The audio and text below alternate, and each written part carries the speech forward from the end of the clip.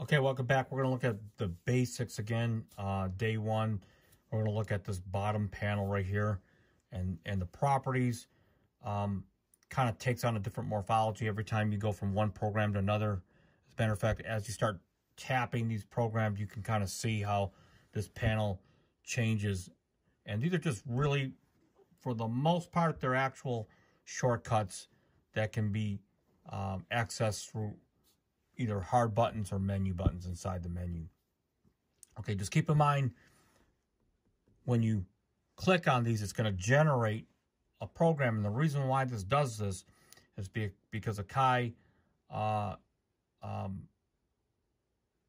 when you're creating new program assignments or new instruments, it starts out with like a generic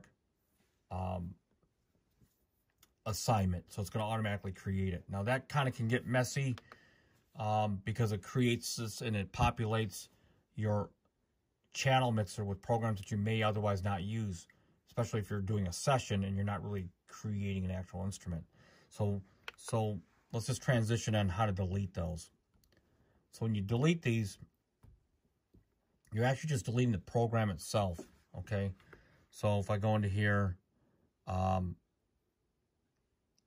and delete this plugin. So everything that I touched is an empty program here. Okay.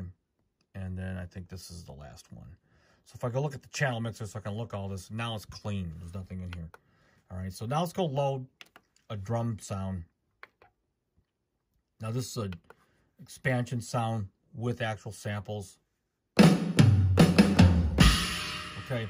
Now, if I were to delete a sample-based instrument, which I'm going to delete right now, what are you actually deleting? Okay, so let's just not get this mixed up. We're not deleting MIDI data. We're not deleting any kind of sequence. We're just deleting the actual program itself out of the session, which means the program's gone, but the samples that were associated, in this case, with that program still remain. So if you really wanted to delete both things, program and the related samples, you would hit this icon on the top right and you would be shown unused samples, or you can purge all samples. So in this case, when you click unused samples, these are samples that are orphaned from any program that no longer exists, but the samples are retained behind in this project. So for example, this situation here would delete the remaining samples that you can see here. And now we have nothing in here. Okay, so there's a strategy behind this, because if I go into here and we're going to browse, and I'm going to load the same kit. Okay, and now, okay, so from a programmer standpoint, why would I want to delete all the samples but have the program, in this case, still left behind? So watch this. I'm going to purge. I didn't delete the sample. I'm doing a purge only. I'm going to purge all the samples. So check this out. If I go into browse or sample pool, so we'll go into browse, or we're going to look at the sample pool from here, which is the same thing as hitting browse. Look, I got no samples here, but I have the program. If I hit the program edit, which is right here, you're going to see that the properties from the program, see that the velocities and the windows of the velocities, the envelopes, all that stuff still retain. So think about this. You could use this as a building block or a quick template to build your own instruments, because these are already set up. You just have to bring in the samples that you want. So that would mean I go into here, browse, hit the little samples icon, and I go to whatever folder I want to go into. Let's just say I go into electronic drums. Let's say go into here. And now I can draw sounds from the expansion packs, bring them into the actual project, and then reassign them to a pre-programmed template, thus using this as a template. So that's basically the delete command in a nutshell. So let's go into here. I'm gonna start a new project. We're just gonna start from scratch again. Let me delete this horrible. So now I'm gonna go back to the universal icon for sample programs. I'm gonna go through the expansions, and I'm gonna pull up that same sound.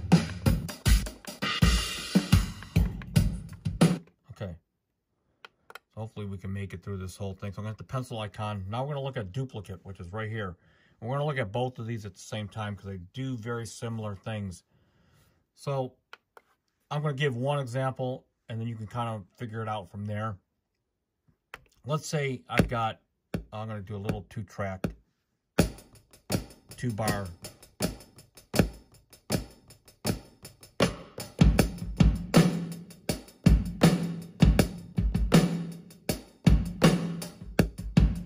So we got the one program, and what if we wanted reverb but just only on the snare? There's a couple ways of doing this. I'm going to show you one way right now. Let me show you the problem first. So let's just say I wanted reverb on the snare, and but it's on everything, as you can hear. So let's take that off. What I'm going to do is I'm going to go in and I'm going to use the erase command while the transport's not running. And I'm just going to delete, not the kick, but I'm going to delete anything that's got to do with the snares. And so now I've got this back here. Okay, what I'm going to do is I'm going to make an actual duplicate of that program, which is going to give me, it's almost like creating an alias that has its own set of sample properties. So it's no longer a program that's associated with this program anymore. So we'll call this, we'll leave it at JR/1. Okay, so now if I go to another track and I pull up this other one and I play, and I put a reverb on here, and we'll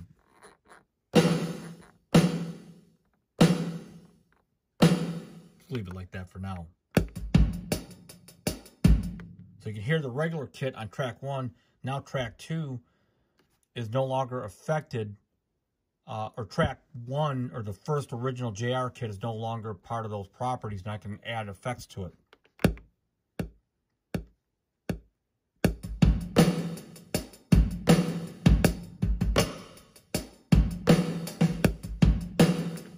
And so that's one example. Now you can actually add reverb to a kit piece per se. You can actually do that. But this is one of many ways that you can actually utilize track copy or instrument copy, which is duplicate the track. Okay, so let's go take a look at bouncing the audio track. I think that's pretty self-explanatory, but let's just say, let me just delete this real quick. And we're back to this. So this is pretty straightforward. Bounce to audio track. I just bounced it. It's going to take the next available audio track, which is track 2. If I go to audio and look at that, here is the actual kit. Sold that. And you're hearing this as audio. So if you run out of polyphony or some kind of thing, I mean, there could be many situations why you'd want to do this, but you can directly bounce a track per track to audio. Now, keep in mind, when you're on the DAW, you got pretty much all the tracks you could pretty need, but when you're standalone, you only have 8 stereo tracks in standalone mode, so you have to kind of manage that part. Okay, so let's go back. We're going to look at flatten the pad. So I don't use this feature, but basically what flatten pad does is it takes a kit assignment. So let's take, let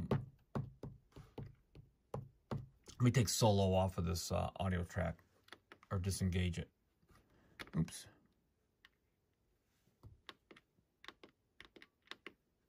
Solo off. I think I did that right. Okay, solo should be off. Okay, so let's go back to here. Actually, that's not right, because take automated off. Automated.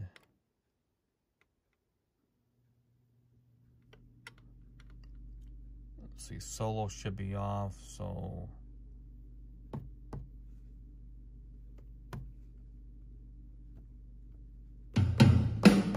this is a little bug in the software, so I'm just going to keep this solo for now.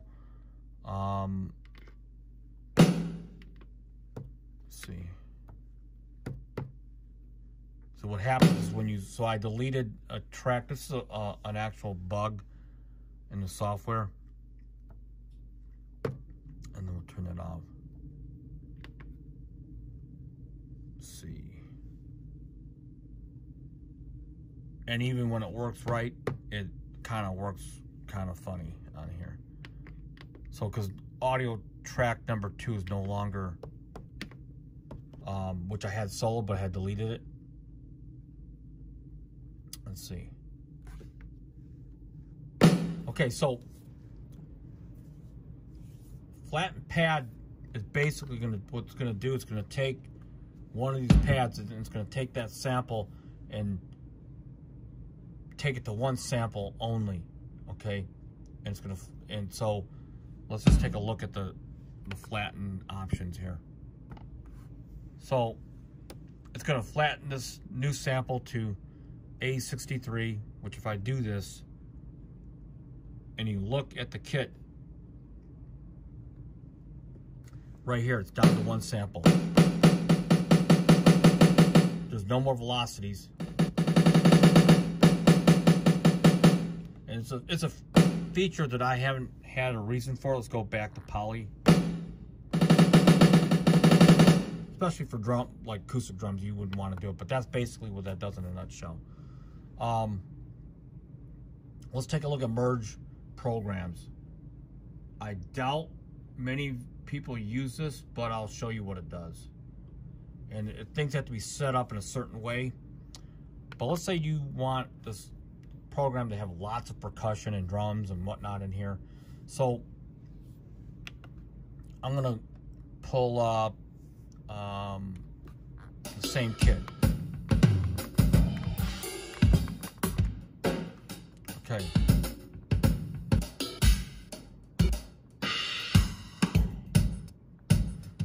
And then I'm going to pull up another kit. One called Studio Kit A. Or B. B or A, doesn't matter. Okay. So, here's Studio Kit JR and here's Studio Kit A. Okay. And here's the other kit. Okay, so what this actually does, if I go into merge a program, it's going to copy one assigned set of pads and it's going to create and merge it with another one, so it'll take the next available bank and then you'll have a kit that's got lots of samples from 2 different programs. So if I have this selected, it's gonna use this program as the as the host for the new program. I'm not gonna do that. I'm just gonna create a new one. So here's this kit, and it's gonna merge it into this kit. Or you can do the other way around. This kit is gonna merge it into this kit. It kind of doesn't matter, but let's just do it. And it's gonna create a new program defaulted by both names. It's a real long name, Studio Kit A and JR. Now, if I look at this, check this out. I got the Studio Kit A. If I go to Bank B, I got JR's kit.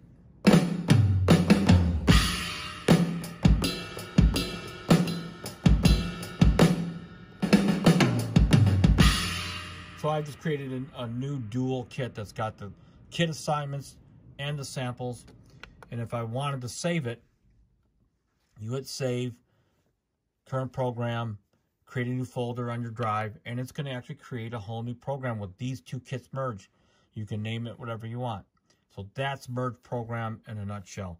It's just another utility that you can use when you're or another way you can move program sampled assignments quickly. Okay, so now copy pads, which I've showed this before, but essentially copy pads is designed for copying pad assignments from one drum kit to another on an individual basis. So unlike merged programs, so we're talking about taking, you know, like let's say you have 5 different programs loaded. Now we can take A1 to A1 from one kit to another, and whatever program assignment it's going to transform or teleport that sample assignment to the new assignment in another kit. Okay, so I can apply to do it, and then A1, which is right here, is now JR is going to have the JR kit in here or whatever. So matter of fact, let me just start this new project here. I got so much stuff going on. Okay, so now let me load a key group instrument for the next example. So let's go the XV pack.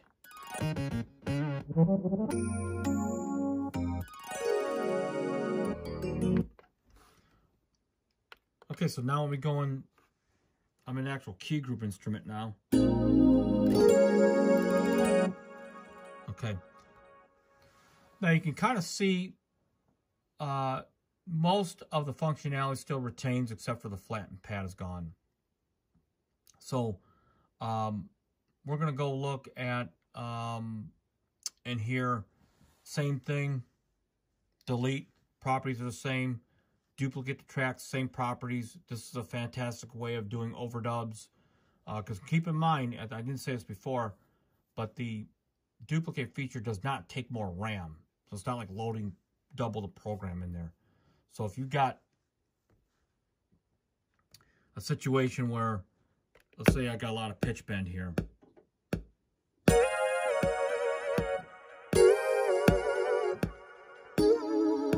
Okay. Now if I were to go to the second track and create a second MIDI pass with the same instrument,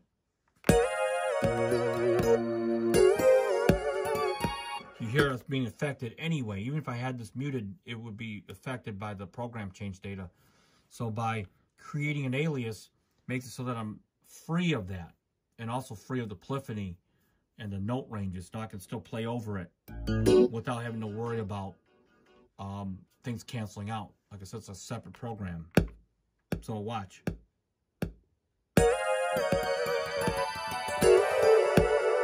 See, I can just do an overdub over it, and no longer the pitch bend will no longer play with this.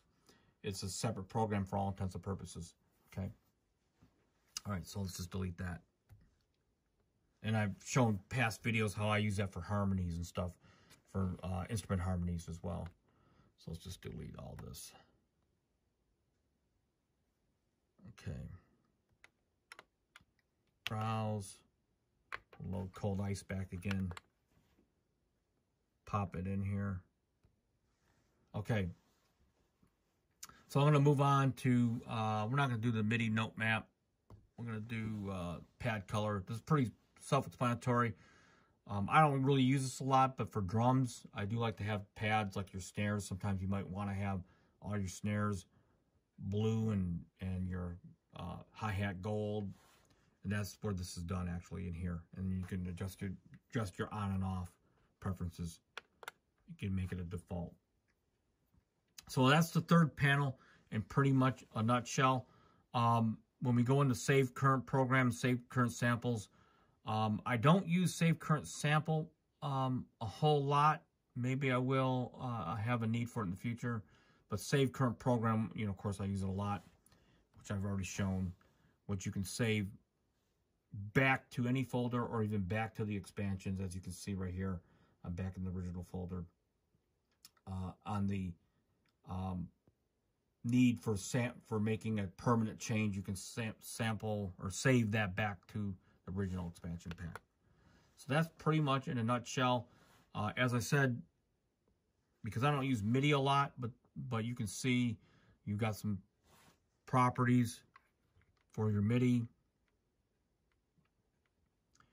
ports. So if I'm on MIDI port 4 and I have external instruments here, which I made just a video recently, and I go into here and I turn a program on, and I'm on MIDI port 4. I'm on MIDI channel 1. My Triton is on this port, and then you can just basically control all your external gear through this here remotely using your MSB LSB, which I have another video I just posted on it, so you can kind of look at that.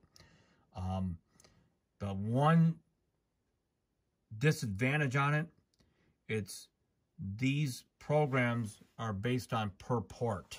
So if you're doing a MIDI in, out, through, and you're daisy chaining your instruments, you're not going to be able to leverage multiple instruments unless they're on separate ports. That's unfortunate, but that's just how it is. So maybe I'll go in depth on that another time. So anyway, this is just a basic starters for panel 3 in your project window. Hopefully this will get you quickly started. And until next time, peace out.